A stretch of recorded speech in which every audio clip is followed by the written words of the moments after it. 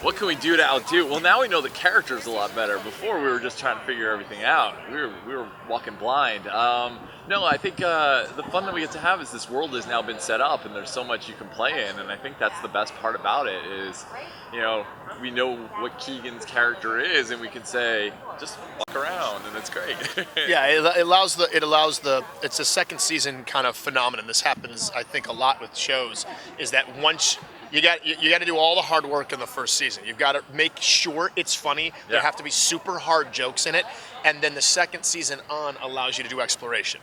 That's the best thing about it. Working on Robot Chicken for as long as we have, you get decalibrated. You don't know what's offensive. You don't know what's offensive anymore. Your barometer's shattered. Yeah, because like just hearing you say that, I'm like, that's not that offensive, is it? But then you watch an episode, you're like, oh dear God. What were we thinking? Yeah. Do you like doing voiceover comparatively to kind of live action? It's a little bit easier, or? You first, madam, because you're in the middle. You're shooting a film as we speak. Oh. You're shooting a major motion picture as we speak. I am, which I enjoy too. I guess it's a little easier to do live action just because there's definitely someone to work off of. So I guess confidence-wise, you just feel a little bit more like, I think this is working. Whereas the booth, you do the line like 3 times and then insecurely look at the director. Yeah, I feel like it was good. I'm the exact opposite Really? of you. Like, I love doing them both, but to me, the voiceover thing is just so much simpler. Yeah. It's just so much freer and funner to me. Right. And quicker, yeah. So we're the opposite in that. There are no throwaway jokes, and I think Robot Chicken, if you go too far with a character, it's fine because the sketch is over and you never think about it again. Yeah. But in something like this, you could go one step too far with a character and suddenly the audience doesn't like that character anymore. And that carries on for the next 20, 30 episodes. And you've just ruined a character for the audience. So you have to be much more thoughtful about everything. And the kind of jokes you tell, and all the jokes need to be based in character and say something about the character. They need to be jokes that only that character would do. You can't. Knowing your character. Yeah, you've got to really know them. And when you first start, you don't really know them that well. You're sort of discovering it as you write it. So. Yeah, Robot Chicken I write with the guys and everything, and then do voices as well. That's where we started. With this, I was saying over there, Zeb is by far my favorite writer we've had on Robot Chicken. And I would say I'm his boss. I mean, that I've written with in the room.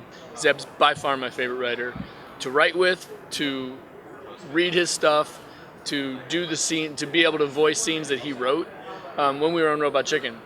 When he started doing this, we started the SuperMansion. I was, just sitting by the phone, like, oh, here we go. Here's my guy. My guy's got a show. By the way, I did this show. I did a sitcom Men at Work that I wrote. That I tried to get Zeb on. He could not because he was busy directing Robot by then. And so, but again, then I heard he and Matt sold a show, and I was like, here we go. Daddy gets to work with Zeb. And then the phone never rang. And then the episodes started getting made, and I was like, really? They cast everybody already? That's interesting. And I would send Zeb angry texts. And then at one point, he gave a dog a bone. He's like, there's a 1-line role you can come do or whatever. I did a little role in season 1, and now in season 2, I've become recurring. So at some point I'll be a regular. That's the hope. At some point I'll be a regular. Season 5 or 6 or whatever. Once Crackle takes it away from Zeb and brings in the new guy, like when they took Sorkin off the West Wing. So it won't be as good, but I'll be happy to do it. You're not going to find anybody more ardent than you are at a Comic-Con. And I think what it's Comic-Con. What's so wonderful about it is the sensibility that people have, the sensibility and the tone of the entire event is that people actually care. They're not here, and there's something even about the New York Con that's somehow, and I can't even really put my words into words, but distinctive from San Diego. But you're here because of passion. You're not here for some other kind of gain. The gain is a very personal gain, and it's a fire in the belly type of event, and so that you can't ever. This is the perfect place to ever utter the old, tired Hackney phrase, we do it for the fans. Because you do, that's what it's for.